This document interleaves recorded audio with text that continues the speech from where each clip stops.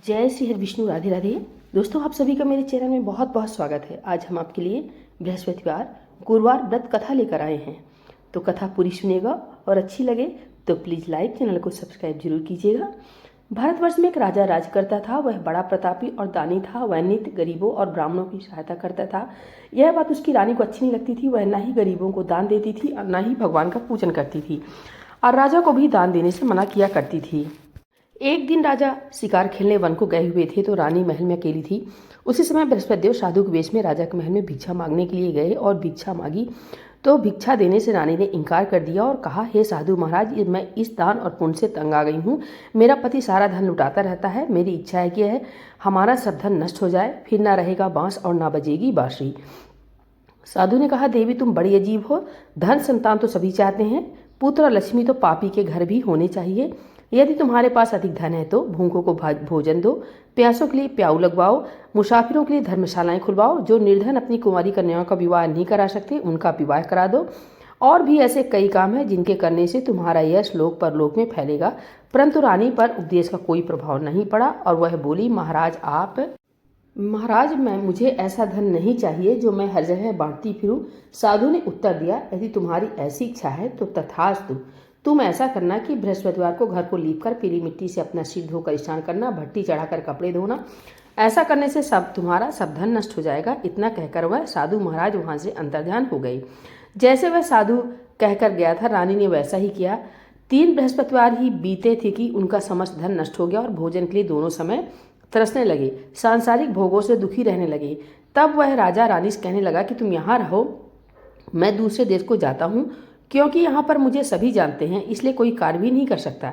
देश चोरी परदेश भीख बराबर है। ऐसा कहकर राजा परदेश चला गया। वहाँ जंगल को जाता और लकड़ी काट कर लाता और शहर में बेचता। इस तरह जीवन व्यतीत करने लगा। एक दिन दुखी होकर जंगल में एक पेड़ के नीचे निश्चित रूप से आसन जमाकर बैठ गया। वह अपनी दशा को याद करके व्याकुल होने लगा। बृहस्पतिवार का दिन था। एकाएक उसने देखा कि निर्जन वन में एक साधु प्रकट हुआ। वह साधु वेश में स्वयं बृहस्पतिवार देवता थे। लकड़हारे के सामने आकर बोले, हे लकड़हारे, तुम भी सुनसान जंगल में किस चिंता में बैठे हो? लकड़हारे ने दोनों हाथ जोड़कर प्रणाम किया और उत्तर दिया, महात्मा जी, आप सब कुछ जानने वाले हैं, मैं क्या कहूँ। यह कहकर रोने लगा और साधु को आत्मकथा सुनाई। महात्मा जी ने कहा, तुम्हारी स्त्री ने बृहस्पति के दिन वीर भगवान का निरादर किया है, जिसके कारण रुष्ट होकर तुम्हारी यह दशा कर दी। अब तुम चिंता मत करो, मेरे कहने पर चलो तो तुम्हारे सब कष्ट दूर हो जाएंगे और भगवान पहले से भी अधिक संपत्ति देंगे। तुम बृहस्पति के दिन पाठ किया करो। 2 पैसे के चने मुनक्के मंगवाकर उसका प्रसाद बनाओ और शुद्ध जल से लोटे में शक्कर मिलाकर अमृत तैयार करो। कथा के पश्चात अपने सारे परिवार और सुनने वाले प्रेमियों में अमृत व प्रसाद बांटकर आप भी प्रसाद ग्रहण करो। ऐसा करने से भगवान तुम्हारी सब कामनाएं पूरी करेंगे। साधु के ऐसे वचन सुनकर लकड़हारा बोला, हे प्रभु, मुझे लकड़ी बेचकर इतना पैसा नहीं मिलता जिससे भोजन करने के उपरांत कुछ बचा सकूं। मैंने रात्रि में अपनी स्त्री को व्याकुल देखा है। मेरे पास कुछ भी नहीं है जिससे उसकी खबर मंगा सकूं।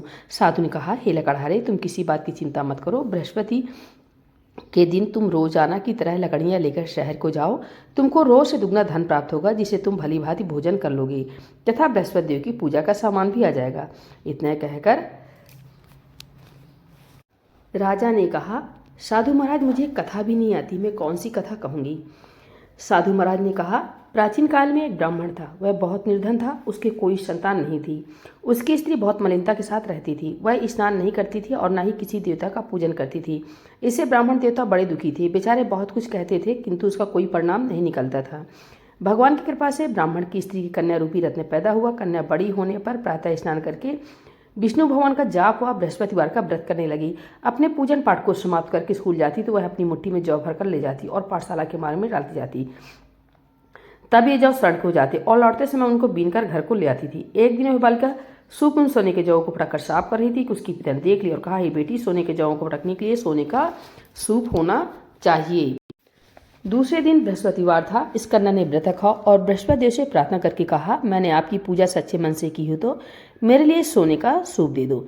बृहस्पति देव ने उसकी प्रार्थना स्वीकार कर ली। रोजाना वह कन्या जौ फैलाती हुई जाने लगी। जब लौटकर जौ बीन रही थी तो बृहस्पति देव की कृपा से सोने का सूप मिला। उसे वह घर ले आई और उसे जौ साफ करने लगी, परंतु उसकी माँ का वही ढंग रहा। एक दिन की बात है, कन्या सोने के सूप में जौ साफ कर रही थी कि उस समय उस शहर का राजपूत वहां होकर निकला। इस कन्या के रूप और कार्य को देखकर मोहित हो गया था तथा अपने घर आकर भोजन तथा जल त्याग कर उदास होकर लेट गया। राजा को जब इस बात का पता लगा तो अपने प्रधानमंत्री के साथ उसके पास गए और बोले, हे बेटा, तुम्हें किस बात का कष्ट है? किसी ने अपमान किया है अथवा और कोई कारण हो सो कहो, मैं वही कार्य करूंगा जिससे तुम्हें प्रसन्नता हो। अपने पिता की राजकुमार ने बातें सुनी तो वह बोला, मुझे आपकी कृपा से किसी बात का दुख नहीं है, किसी ने मेरा अपमान नहीं किया है, परंतु मैं उस लड़की से विवाह करना चाहता हूँ जो सोने के सूप में जौ साफ कर रही थी। यह सुनकर राजा आश्चर्य में पड़ा और बोला, हे बेटा, इस तरह की कन्या का पता तुम ही लगाओ, मैं उसके साथ तेरा विवाह अवश्य करवा दूंगा। राजकुमार ने उस लड़की के घर का पता बतलाया। तब मंत्री उस लड़की के घर गए और ब्राह्मण देवता को सभी हाल बतलाया।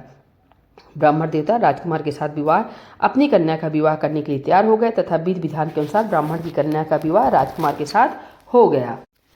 कन्या के घर से जाते ही पहले की भांति उस ब्राह्मण देवता के घर में गरीबी का निवास हो गया। अब भोजन के लिए भी अन्न बड़ी मुश्किल से मिलता था। एक दिन दुखी होकर ब्राह्मण देवता अपनी पुत्री के पास गए। बेटी ने पिता की दुखी अवस्था को देखा और अपनी माँ का हाल पूछा। तब ब्राह्मण ने सभी हाल कहा। कन्या ने बहुत से धन देकर अपने पिता को विदा कर दिया। इस तरह ब्राह्मण का कुछ समय सुखपूर्वक व्यतीत हुआ। कुछ दिन बाद फिर वही हाल हो गया। ब्राह्मण अपनी कन्या के यहाँ गया और सारा हाल कहा तो लड़की बोली, हे पिताजी, आप माताजी को यहाँ लिवा लाइए, मैं उसे विधि बता दूंगी जिससे गरीबी दूर हो जाए। वह ब्राह्मण देवता अपनी स्त्री को साथ लेकर पहुंचे तो लड़की अपनी माँ को समझाने लगी, हे माँ, तुम प्रातःकाल प्रथम स्नान आदि करके विष्णु भगवान का पूजन करो तो सब दरिद्रता दूर हो जाएगी। परंतु उसकी माँ ने एक भी बात नहीं मानी और प्रातःकाल उठकर अपनी पुत्री के बच्चों की जूठर को खा लिया।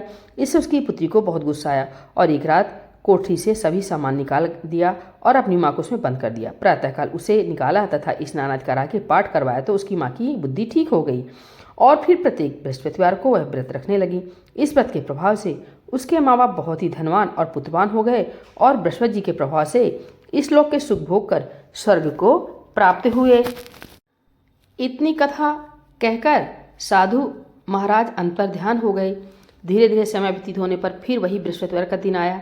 लकड़हारा जंगल से लकड़ी काटकर किसी शहर में बेचने गया। उसे उस दिन और दिन से अधिक रुपया मिला।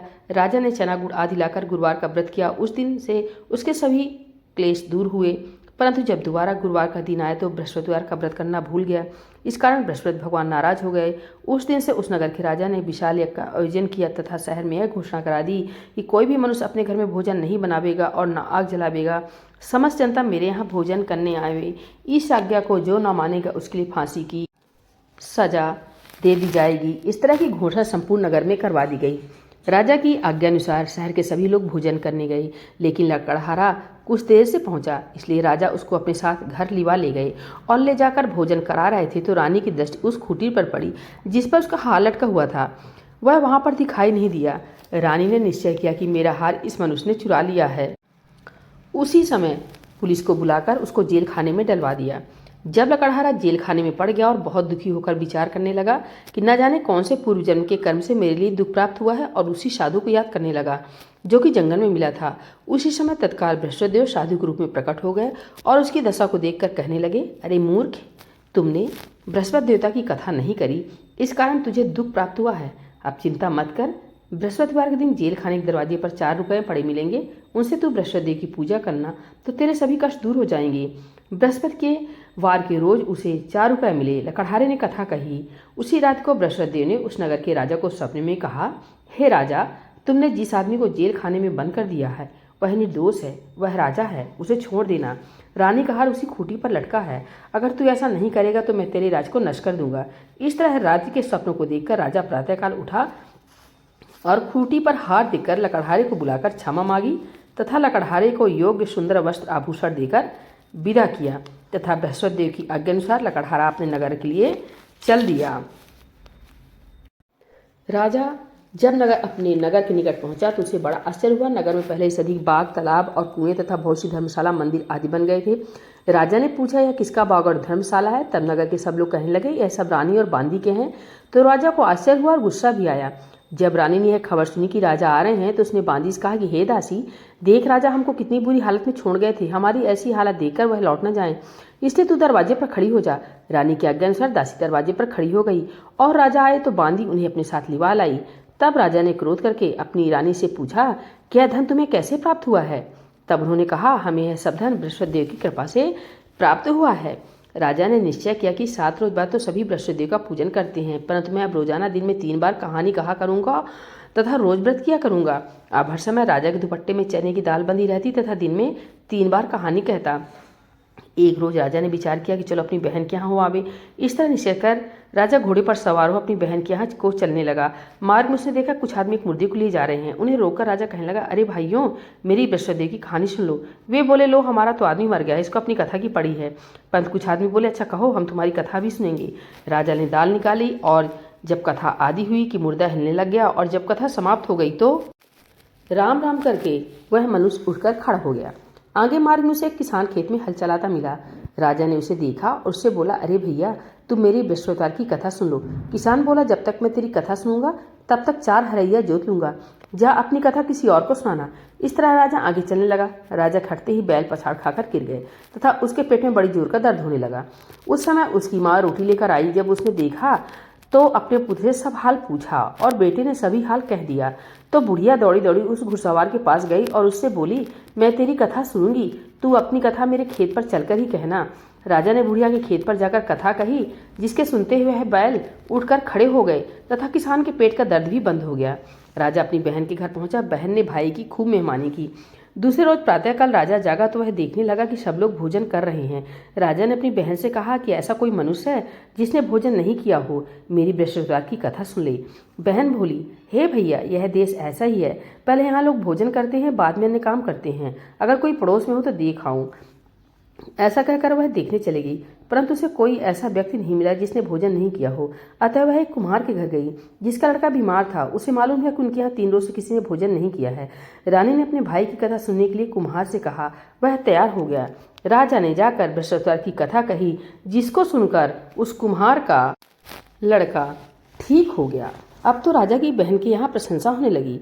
एक रोज राजा ने अपनी बहन से कहा कि हे बहन, हम अपने घर को जाएंगे, तुम भी तैयार हो जाओ। राजा की बहन ने अपनी सास से कहा। सास ने कहा, हाँ चली जाओ, परंतु अपने लड़कों को मत ले जाना, क्योंकि तेरे भाई की कोई औलाद नहीं है। बहन ने अपने भैया से कहा, हे भैया, मैं तो चलूंगी, परंतु कोई बालक नहीं जाएगा। राजा बोला, जब कोई बालक नहीं चलेगा तब तुम ही क्या करोगी।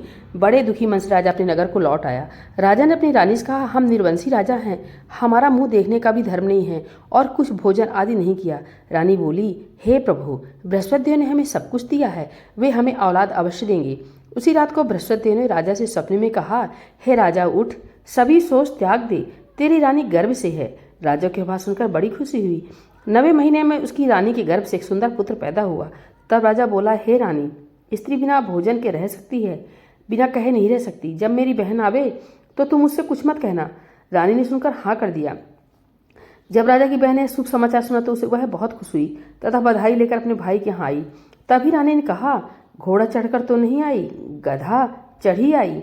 राजा की बहन बोली, भाभी, मैं इस प्रकार न कहती तो तुम्हें औलाद कैसे मिलती। बृहस्पति देव ऐसे ही हैं, जैसी जिनके मन में कामनाएं होती हैं सभी को यह पूर्ण करते हैं। जो सद्भावना पूर्वक बृहस्पतिवार का व्रत करता है एवं कथा पढ़ता है अथवा सुनता है और दूसरों को सुनाता है, बृहस्पति देव उसकी सभी मनोकामना पूर्ण करते हैं। भगवान बृहस्पति देव उसकी सदैव रक्षा करते हैं। संसार में सद्भावना से भगवान जी का पूजन व्रत सच्चे हृदय से करते हैं तो उनकी सभी मनोकामनाएं पूर्ण करते हैं।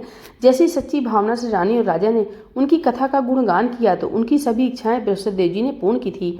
इसलिए पूर्ण कथा सुनने के बाद प्रसाद लेकर जाना चाहिए। हृदय से उनका मनन करते हुए जयकारा बोलना चाहिए।